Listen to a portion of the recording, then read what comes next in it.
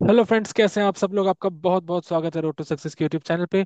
और आज एक बार फिर हम यहाँ पे कनेक्ट हो चुके हैं, जहां हम करने वाले हैं अपने यूजीसी नेट एग्जाम के लिए सॉलिड सा रिवीजन। जैसे कि आप सब जानते हैं, हम लोग हर रोज एक यूनिट के साथ आ रहे हैं और उसमें एक टॉपिक को हम रिवाइज कर रहे हैं, ताकि हमारी जो यूजीसी नेट एग्जाम का जो सफर है वो थोड़ा आसान बन जाए। मैं आपके लिए लेके आता हूँ हर रोज एक टॉपिक, एक बहुत ही इंटरेस्टिंग सा यूनिट, जहाँ पे हम पढ़ते हैं, समझते हैं, पास्ट ईयर क्वेश्चंस को देखते हैं और अपने एग्जाम को बुलंद बनाते हैं, अपने एग्जाम की तैयारी को बुलंद बनाते हैं।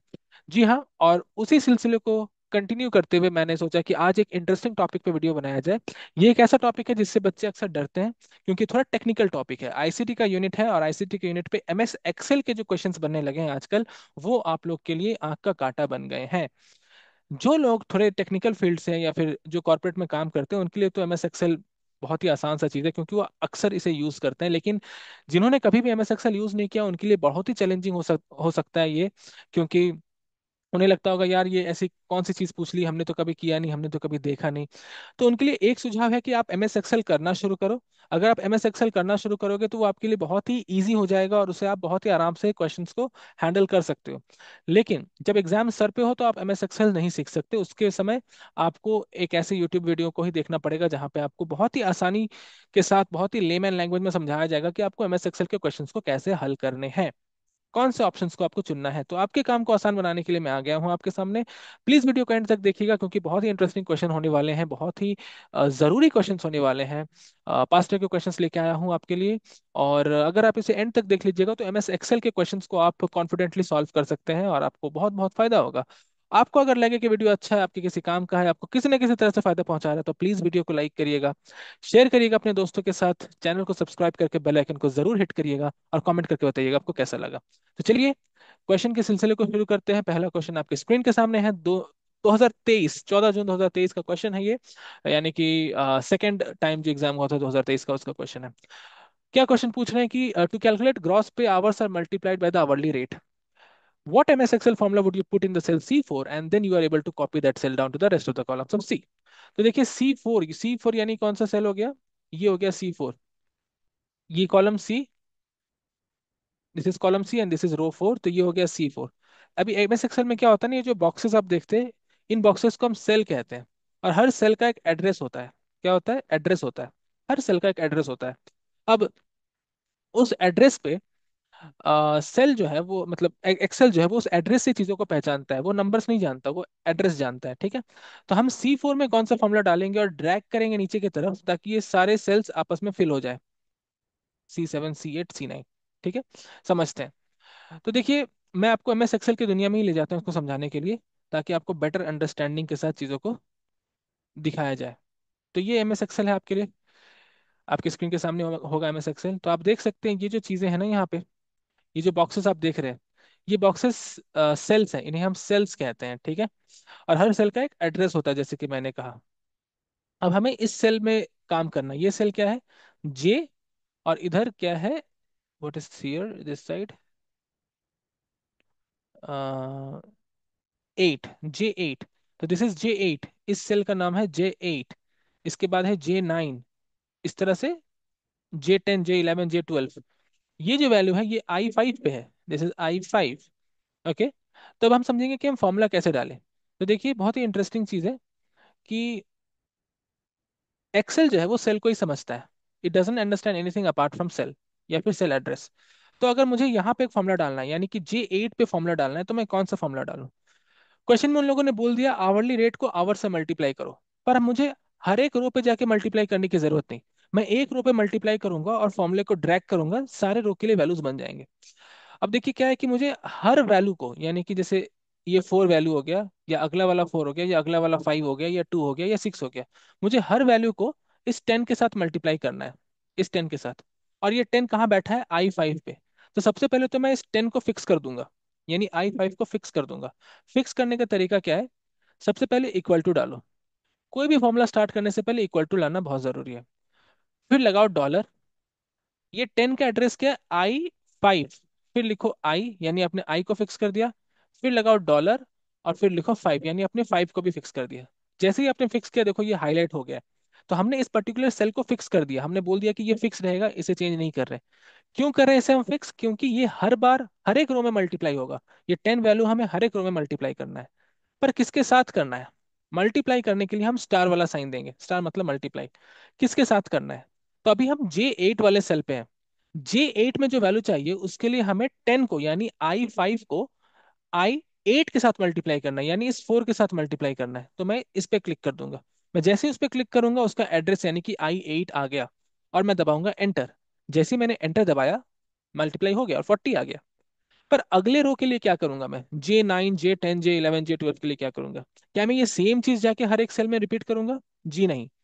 मैं J8 पे रहूंगा और यहाँ पे कर्सर को रख के ड्रैग कर दूंगा चीजों को। जब मैं ड्रैग करूंगा सारे वैल्यूज अपने आप मल्टीप्लाई हो गई। तो सिस्टम ने उस फॉर्मूले को जहां हमने I5 को फिक्स किया था, और हर एक रो को हर एक रो के एड्रेस के साथ मल्टीप्लाई कर दिया, और हमें सारे आंसर्स मिल गए।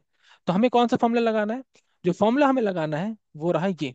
हमने सिर्फ एक ही फॉर्मूला लगाया, ये वाला, $I5 टाइम्स I8। यानी हमने I5 को फिक्स किया और I8 के साथ मल्टीप्लाई किया, ड्रैग किया, तो वो अपने आप I9 I10 I11 I12 के साथ मल्टीप्लाई हो गया। It's so simple.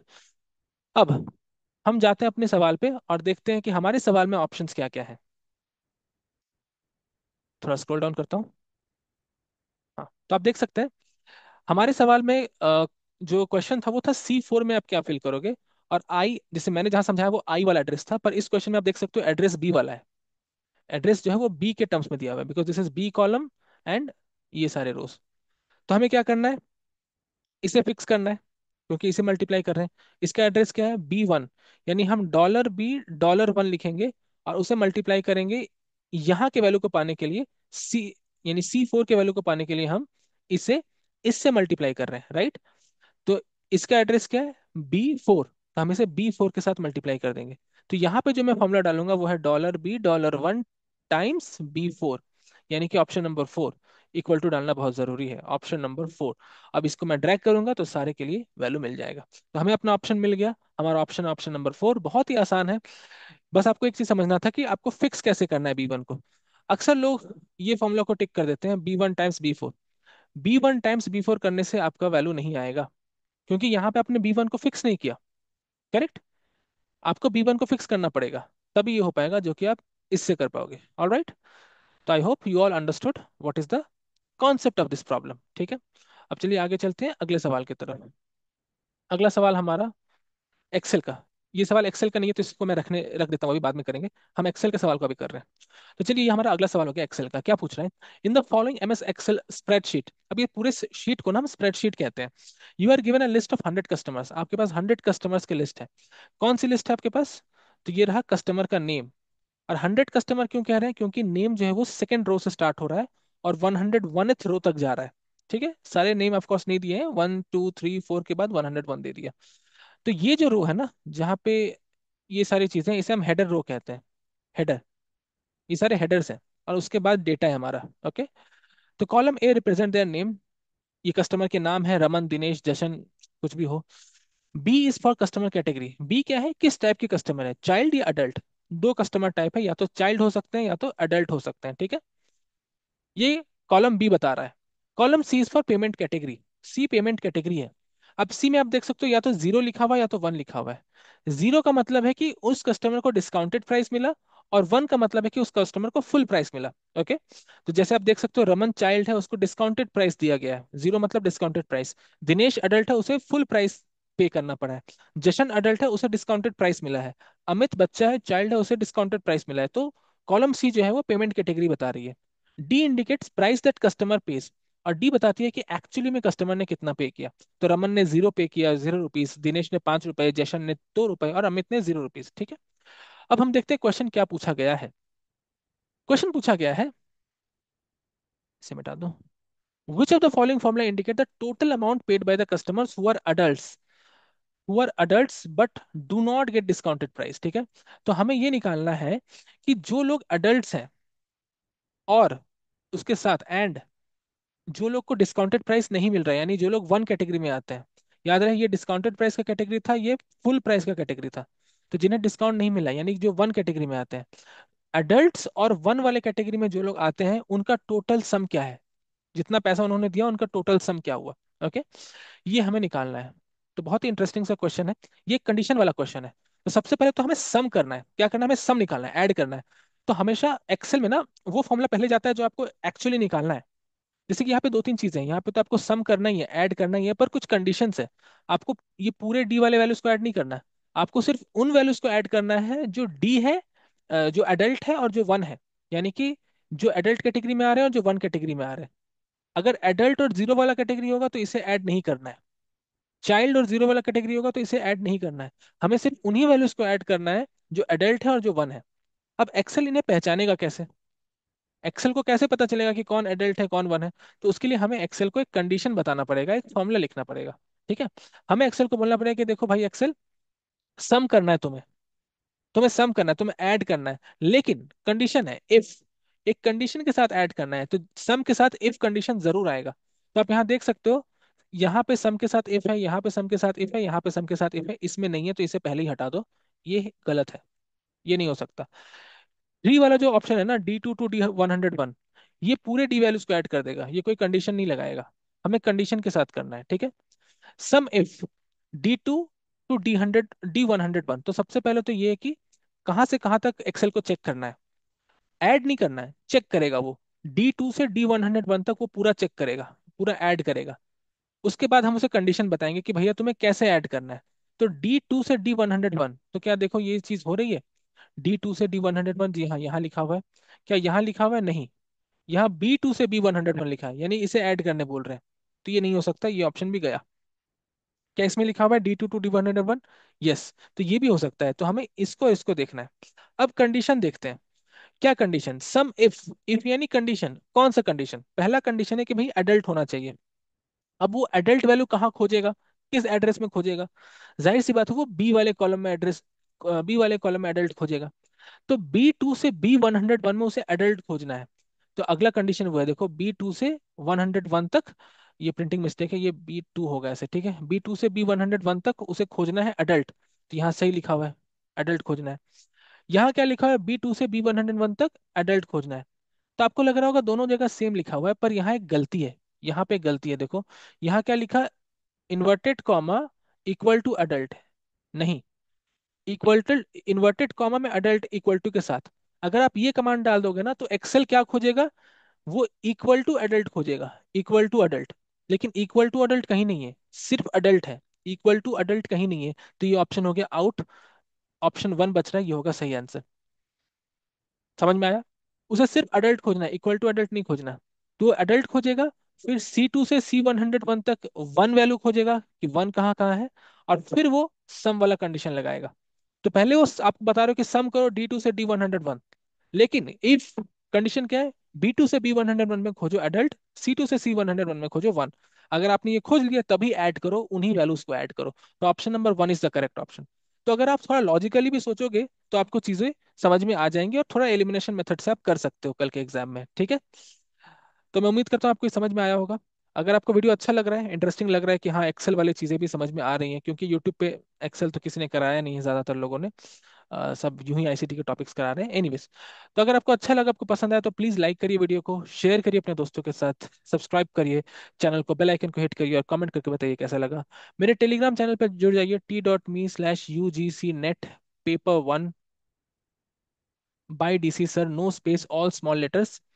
And interesting quiz यहाँ पे मैं डालता हूँ, तो प्लीज ये आपके लिए बहुत ही जरूरी होने वाला है, इसे प्लीज सब्सक्राइब करें, ओके। और चलिए बढ़ते हैं अगले क्वेश्चन की तरफ, अपने MS एक्सेल के क्वेश्चन की तरफ, और देखते हैं अगला क्वेश्चन क्या है। हाँ, तो ये क्वेश्चन क्या पूछ रहा है? You and your friend decide to go to Goa after you finish your finals. काफी लोगों का सपना है कि भाई दोस्तों के साथ गोवा जाए। मैं आज तक नहीं गया। हर साल प्लान बनाता हूँ, कैंसिल हो जाता है। पर मैं उम्मीद करता हूँ ये लोग जाएं। गोवा जाने की प्लान हो रही है, लेकिन पेरेंट्स ने कुछ कंडीशंस डाल दी, कुछ डिमांड्स डाल दी कि यार गोवा तभी जाओगे जब ये हो सकता है। तो वो कंडीशंस क्या है, देखो। तो कैटेगरी ऑफ कंडीशन यहाँ लिखा गया है, hours spend on homework weekly, mid term score, final term score. तीन शर्तें हैं। मिनिमम रिक्वायरमेंट कितना है? मिनिमम रिक्वायरमेंट कितना है कि अगर भाई तुम 2 घंटे पढ़ाई करते हो, मिड टर्म पे 70 लाते हो और फाइनल स्कोर में 75 लाते हो, तब तुम गोवा जा सकते हो, देन अलाउड यस है। एक्चुअल रिजल्ट, यहाँ की एक्चुअल आपने क्या रिजल्ट किया। तो आपने 3 घंटे पढ़ाई की, मिड टर्म पे 68 आई, यानी आपने टारगेट अचीव नहीं किया, और फाइनल टर्म में 77 आ गए। यानी दो टारगेट अचीव हुआ है, एक नहीं अचीव हुआ। अब देखते हैं पेरेंट्स की कंडीशंस क्या थे, पेरेंट्स ने क्या शर्तों का फॉर्मूला बनाया था, ठीक है। तो देखो, imagine your parent ask you to either meet the final exam score, या तो फाइनल एग्जाम स्कोर वाला टारगेट पूरा कर लो। अगर सिर्फ फाइनल एग्जाम वाला टारगेट पूरा कर रहे हो तो जा सकते हो, यस अलाउड है। और बोथ टू रिमेनिंग, या तो सिर्फ ये वाला टारगेट अचीव कर लो, या तो ये दोनों टारगेट अचीव करो। अगर कोई बच्चा ये दोनों टारगेट अचीव करता है तो वो जा सकता है। और अगर ये दोनों टारगेट में से एक टारगेट फुलफिल नहीं हुआ, पर फाइनल वाला टारगेट फुलफिल हुआ, तो भी जा सकता है। पर अगर इनमें से कुछ नहीं हुआ तो नहीं जा सकता, ठीक है। तो अब मुझे बताओ कौन सा फॉर्मूला वैलिड होगा, यहाँ पूछा है बताओ कौन सा फॉर्मूला वैलिड होगा। तो बहुत ही इंटरेस्टिंग सा क्वेश्चन है, चलिए इसे करके देखते हैं इसका आंसर क्या बनेगा। देखिए, तो कंडीशन आप लोग को समझ में आ गया ना। अगर फाइनल वाला स्कोर आपने पार कर लिया, यानी अगर आपका ये जो C4 है, ये जो आपका है, ये जो आपका है C4, इसका एड्रेस क्या है, C4 77 75 नहीं समझता एक्सेल, एड्रेस समझता है। अगर आपका C4 B4 से बड़ा है तब आप जा सकते हो, यस रहेगा, करेक्ट। और अगर आपका C3 बड़ा या इक्वल टू, बड़ा या इक्वल टू होने से भी चलेगा। अगर आपका C3 B3 से बड़ा या इक्वल टू है, और अगर आपका C2 B2 से बड़ा या इक्वल टू है, तो भी आप जा सकते हो, ठीक है। ये दोनों कंडीशन सेटिस्फाई हो तो जा सकते हो, और अगला सिर्फ ये कंडीशन सेटिस्फाई हो तो भी जा सकते हो। तो इन दोनों कंडीशन को एक साथ होने में या इस कंडीशन को होने में आप यस यानी जा सकते हो, यानी आप यहाँ पे यस आ जाएगा, और अदरवाइज यहाँ पे नो आ जाएगा, अदरवाइज यहाँ पे नो आ जाएगा, ठीक है। तो चलिए कंडीशन देखते हैं। If C4 is greater than equal to B4 then yes, जाहिर सी बात है अगर C4 B4 से बड़ा है तो यस लिखो। इफ एंड, या तो और दूसरा ऑप्शन है C2 B2 से बड़ा है और C3 B3 से बड़ा है तो यस लिखो, अदरवाइज नो लिखो। तो ये कंडीशन सही है, ये फॉर्मूला सही है, जो पेरेंट्स कहना चाह रहे हैं वही फॉर्मूला ये डिफाइन कर रहा है।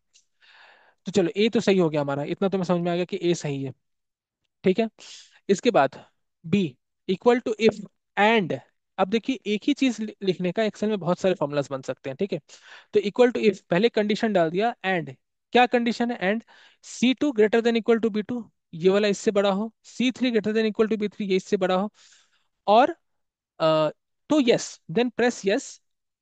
एंड, अब एंड पहले लिखा है फिर एक और कंडीशन डाल रहे हैं, या तो C4 B4 से बड़ा हो तब जा सकते हैं, अदरवाइज नो, अदरवाइज नो। तो ये फॉर्मूला भी सही है, बी भी सही है। सी वाले पे जाते हैं। इफ और यानी कि ये या तो वो, और C2 greater than equal to B2, C3 greater than equal to B3, C4 greater than equal to B4, अगर ये सब होता है तो यस लिखो, अदरवाइज नो लिखो। तो ये फॉर्मूला भी सही है। तो A B C तीनों फॉर्मूला सही है। ये तीनों फॉर्मूला आप लिखोगे तो आप पेरेंट्स वाली चीजों को ही डिफाइन कर रहे हो, और आपका ऑप्शन हो जाता है ABC, यानी कि ऑप्शन नंबर 4। तो option number 4 is the right option. तो एक्सेल जो है वो चीजों को लॉजिकली रीड करता है और कुछ नहीं है, और हर चीज को रीड करने का उसने एक फॉर्मूला बना रखा है, एक एड्रेस बना रखा है। इसी से हम एक्सेल के सारे क्वेश्चंस को आराम से हल कर सकते हैं। तो आपको कैसा लगा वीडियो, प्लीज बताइए, अपने दोस्तों के साथ शेयर करिए जिनको एक्सेल में थोड़ा प्रॉब्लम होता है, या आपको अगर प्रॉब्लम होता है तो प्लीज कमेंट करके बताइए कि आपको कैसा लगा। लाइक करिए वीडियो को और लंबा नहीं करूंगा, एक दो क्वेश्चंस और है, पर I am not doing those questions now, because video बहुत ज्यादा बड़ा हो जाएगा। Now you got a just idea that how to do Excel. पर एक्सेल पे फुल फ्लेजेड कोर्स में ले आऊंगा आप लोगों के लिए, ताकि आप इन क्वेश्चंस को अच्छे से हैंडल कर सको। सब्सक्राइब करिएगा चैनल को, बेल आइकन को जरूर हिट करिएगा, और जैसे कि मैं हमेशा कहता हूँ, जुड़े रहिएगा। वीडियोस को सिर्फ देखिए मत, वीडियोस को देख के समझिए, सीखिए, बहुत ही ज़रूरी है। और all the very best for the exam. कल आप लोगों का एग्जाम है, मैं आपको बहुत बहुत शुभकामनाएं देता हूँ एग्जाम के लिए। एग्जाम में अच्छे से जाइए और झंडा गाड़ के आइए। बहुत बहुत धन्यवाद आपका, thank you so much, see you all, love you all, bye bye.